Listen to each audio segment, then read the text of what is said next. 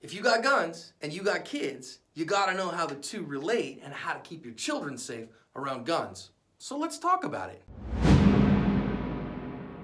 You guys know me, I'm a gun guy. I also have kids.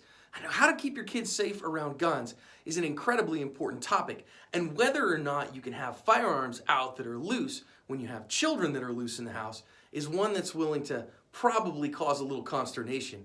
Rather than have me explain it, I've invited my executive officer, my number 2 at Active Self-Protection, Stephannie, to come and drop a little bit of knowledge on us. Stephannie and her husband Neil have raised 5 kids. She's also a certified firearms instructor, and chances are if you sent a message to us on our Facebook page, you've interacted with Stephannie. She's also incredibly smart, knows how to keep kids safe around guns. She's got some stuff for us. So Steph, take it away. It doesn't seem to matter how simple we try to make the topic of keeping your firearms secure if you have children or if children have access to your house. It's really very, very simple. Either your gun is on your body safely, securely, not posing a risk to anyone around you or to you yourself, or it is securely locked away. The reason it's always controversial is we always get people all over the comments explaining to us why they don't do it that way. They either keep their guns safe, they keep them hidden, they keep them up high, they keep them without a round in the chamber, all of these different things to keep their children safe that are short of actually just locking up the gun, just putting it in a safe and locking it. They don't want to do that. They have a better idea, and they explain to us every time why it's a better idea than simply locking it up when you're not wearing it. I would argue that it's really important to carry your gun safely, but if you have children in your lives, children in your house, what you do when you're not carrying your gun is arguably just as important. It might even be more important, because when your gun isn't with you, you aren't with your gun, and you can't restrict access to it because you're not there. And I don't understand why this is so controversial. It seems so simple. Keep the gun safe on your person, keep it locked up. The reasons that we get generally fall into a couple of different categories. One, the child doesn't know where the gun is, or the child can't reach where the gun is. It's often cited to be up high on a high shelf or hidden in a high cupboard. We are going to link an article in the description of this from Kathy Jackson at the Corner Cat, who talks about coming out into her kitchen one day and finding her toddler on top of the refrigerator. That forever changed what she thought were accessible or inaccessible areas of her home. The child climbed up on top of the refrigerator. Obviously, a high shelf was not inaccessible to that child. Maybe it's inaccessible to your child. Maybe your child can't climb like other children can climb. Maybe your child isn't curious like other children are curious. The other thing that we hear is that children can't manipulate the triggers or the controls. They can't rack the slide. They've never seen it before. They can't pull the trigger. They can't do all of these things because they're tiny and they're babies and they're not strong and they've never seen it before. And yet these are the same people who will buy toys that the child has never seen before that have levers and buttons and things that must be pressed. And the reason that that works successfully is that babies love to explore. They're curious. They like to experiment and manipulate and learn different ways to understand their environment. That's what they're meant to do. That's what they're designed to do. So the idea that the child would not do that if it found a gun is a little naive.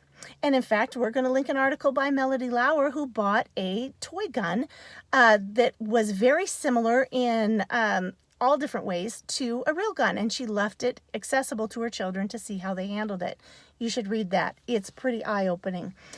The summary that I took away from that is the children were in fact able to rack the slide. They were able to manipulate the trigger, even very tiny things that she did not think they would be able to do.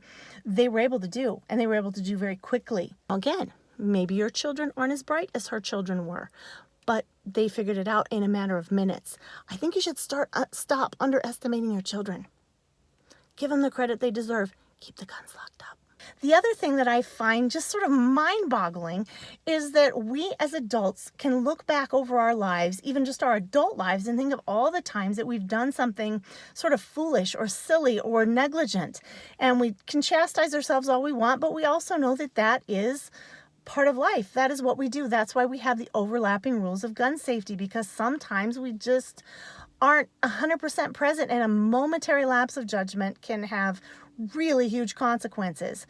So, and we read about those consequences all the time in the news. We read about negligent discharges, accidents, guns left in bathrooms, all of these things. So if these are adults with fully formed brains doing this, I don't understand why people think that they're children who don't have fully developed brains. I mean, it's science. They don't.